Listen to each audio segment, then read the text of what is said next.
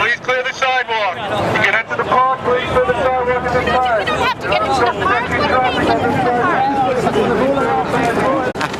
So, okay, so your sign here, political parties suck our money to the 1%. And there's another side for you. There's another side. From me to you. You people are fantastic. Aw, thanks. I feel pretty good too. Excellent. You know, he's a good guy. I think there's a lot of good people around. So what makes you say that the political parties suck our money to the 1%? What do you think indicates that? Well, I've been witnessing the stalemate between the Republicans and Democrats for all my life, and nothing really seems to happen except all kinds of legislation gets passed and ramrodded through at rapid fire pace whenever it's benefiting somebody, and it's usually like the extremely wealthy. You take the financial bailout. Now here was like a multi-trillion-dollar deal that somehow or other got proposed for our financial emergency and passed within a couple of weeks. Meanwhile, these guys can't agree on anything about anything, yet that happens on a regular basis. You know, they want to go to war.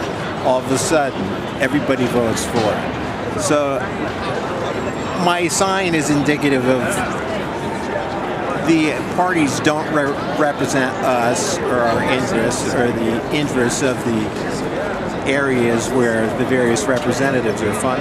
They represent these guys, you know, up there.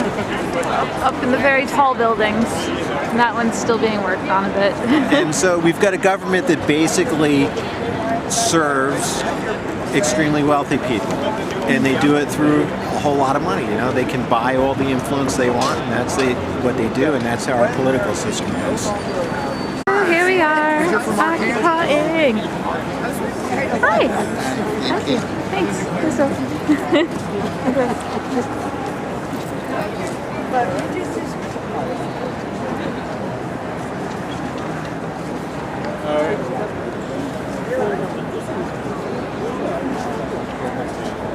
It's so different. It's incredibly different. It's a historic.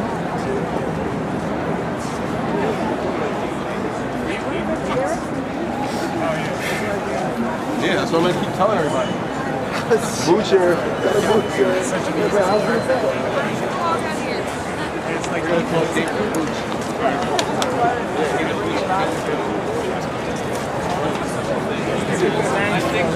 I mean, as we sit here and try to discuss politics and various things that bring us together and or tear us apart.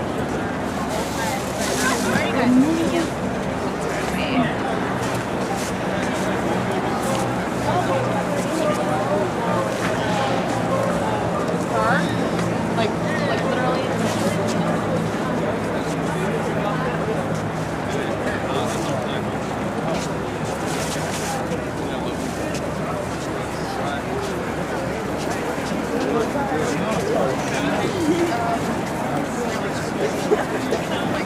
Sorry.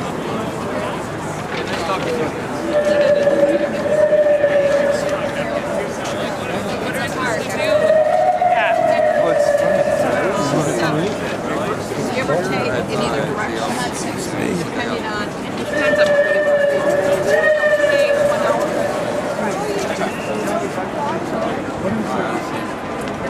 Dude said he caught the C messages, so that's why they call police on him too. He said, oh, they could be saying figures. Best of change, even a penny way home. Hi. How y'all been, everybody?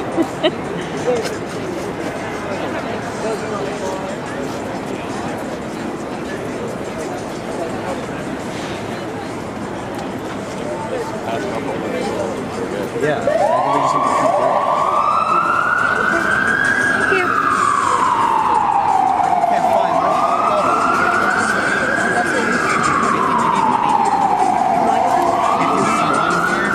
And you have a place to stay, you have food, and why do you need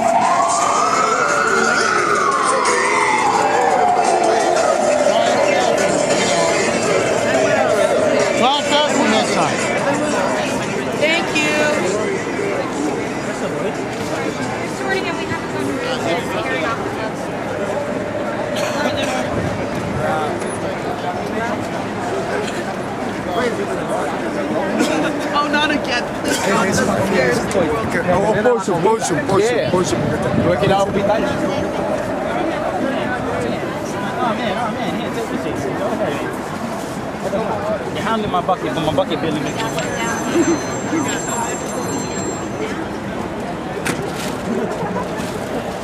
Yeah. Okay.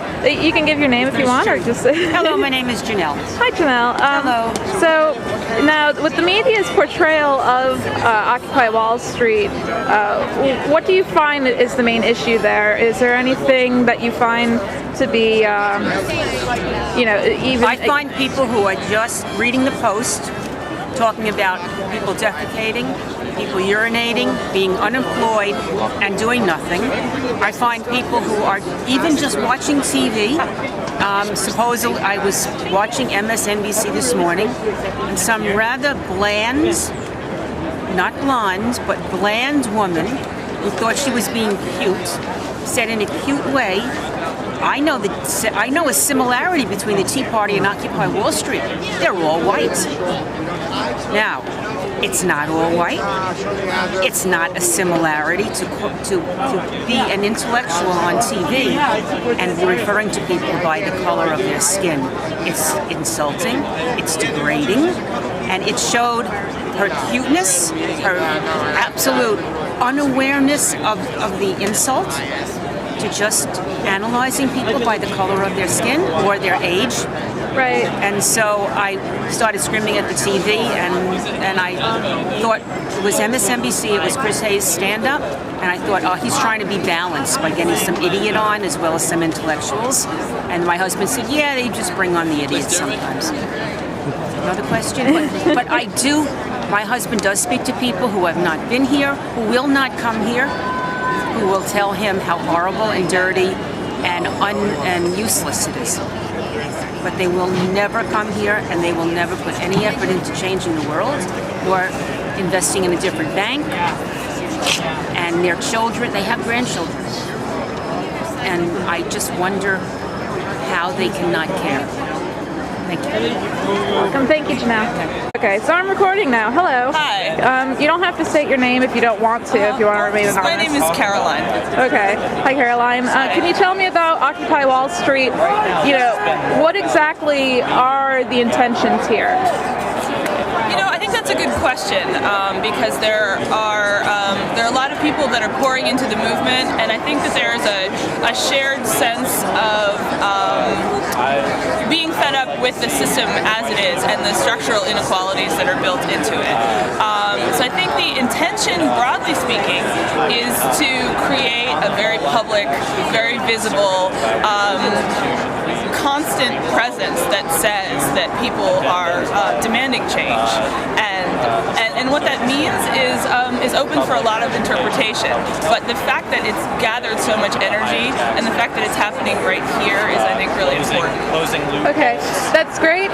What do you think about people say that the movement is sort of divided? There are different groups within that are working together, right? But there are some different conflicts there as well. Considering that the recent New Yorker piece with the infographic illustrated that out of 100 people interviewed, which isn't exactly a scientific sample, about 40 of them they wanted to get rid of the system completely as far as capitalism is concerned.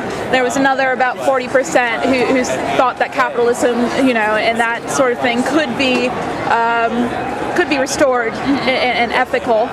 What do you think about that as far as the differences? Your point about sample is really interesting because I just meet 100 so people, many different people, and I think that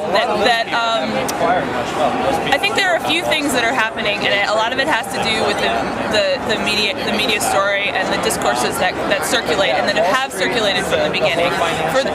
For one thing, both in New York especially, and then also in our kind of current media environment, the first thing thing people almost always want to say is, oh, that'll never work, or let's just see, this is going to happen and that's going to fail. If you consider that most people get their news from something like a Jon Stewart, as much as he has a kind of positive aspect to him, a lot of the first knee-jerk reaction that displays sophistication in the minds of most Americans, especially in New York, is something like sarcasm.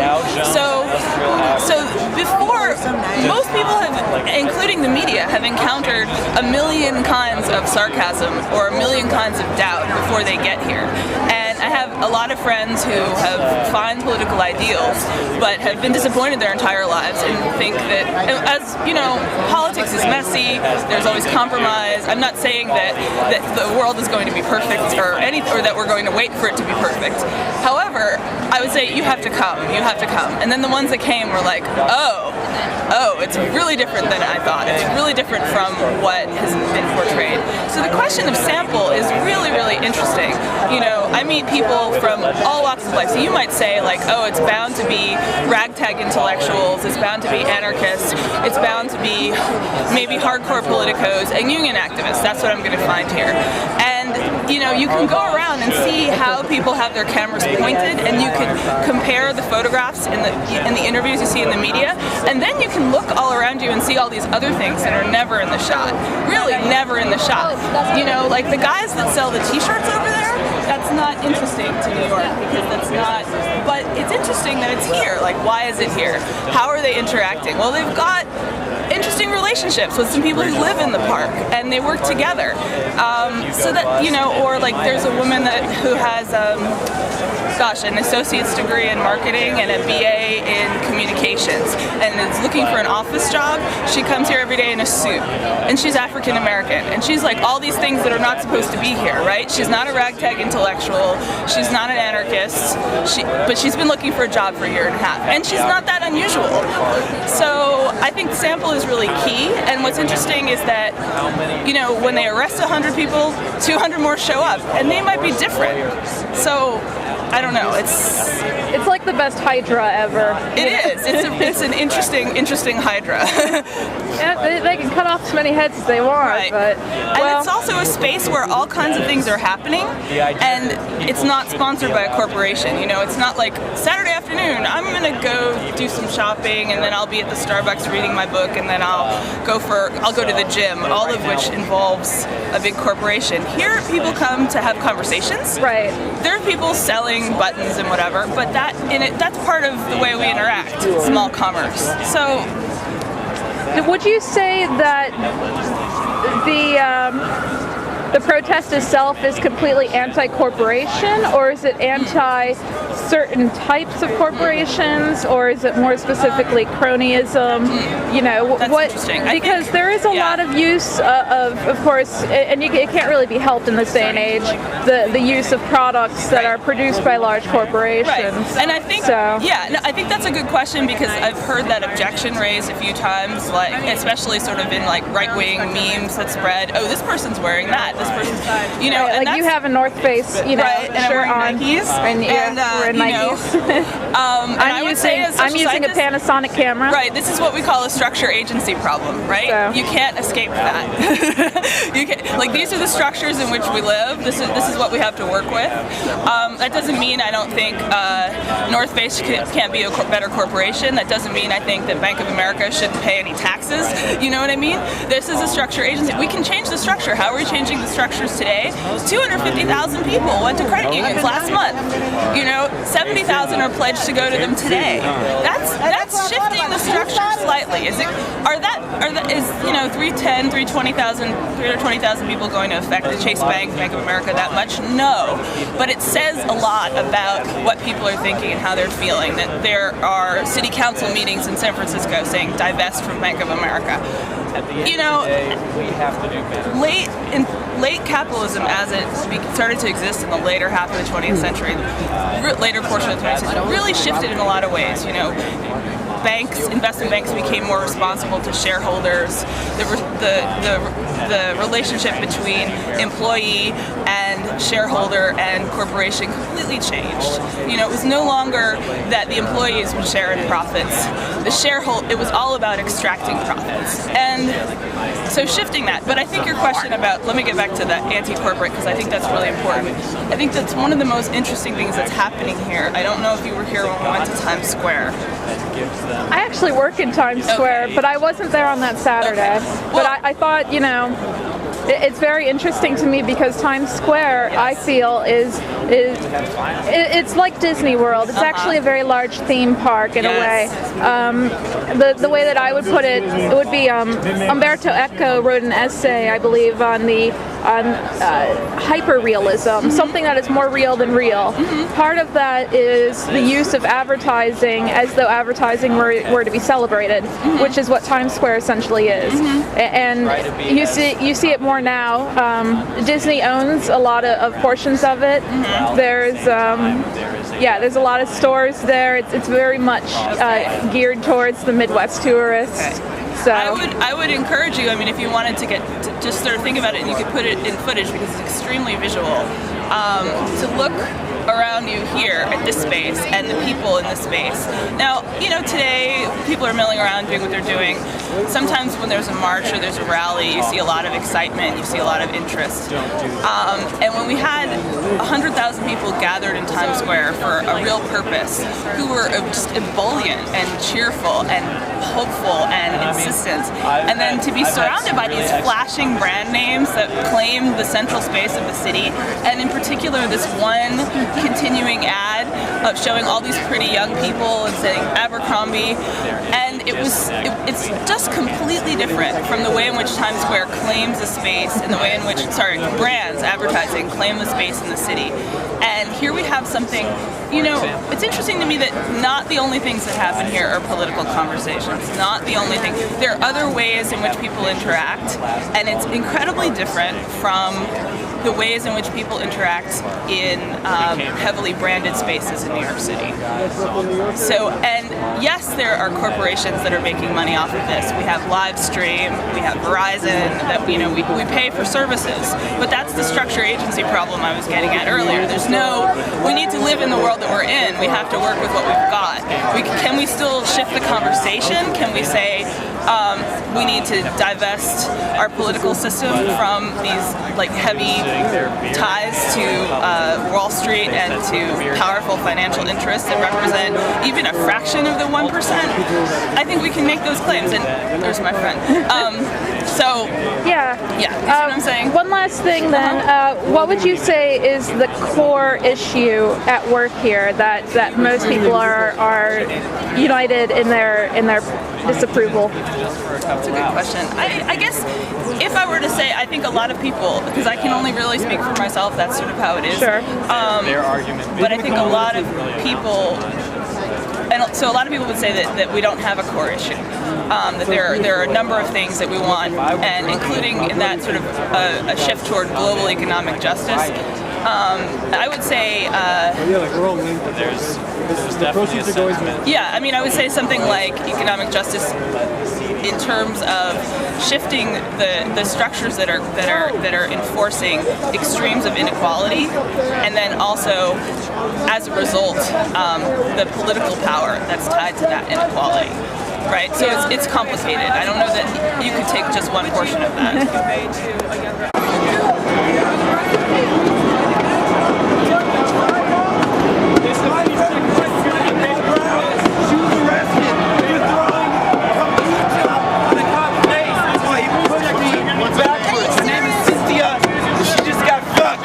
By the NYPD.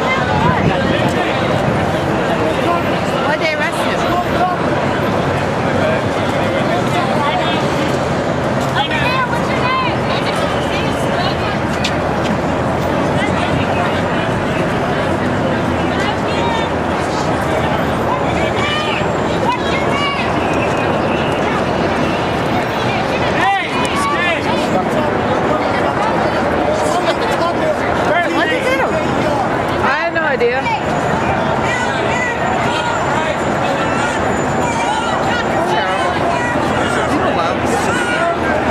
Logan Price from Seattle, 28. Gave his name.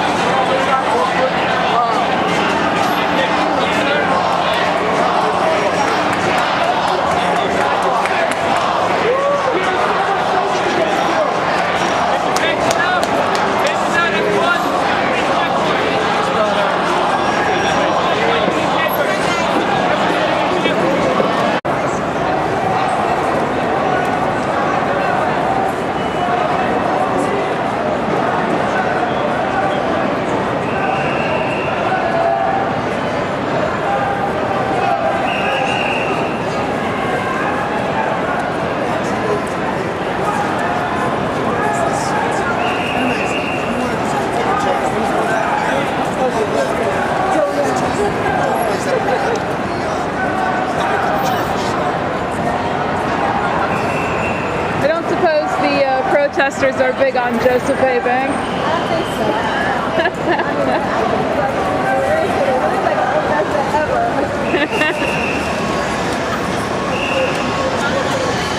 How do you feel about the whole thing? Other than that, it interferes with your day-to-day life in probably a very, very annoying way.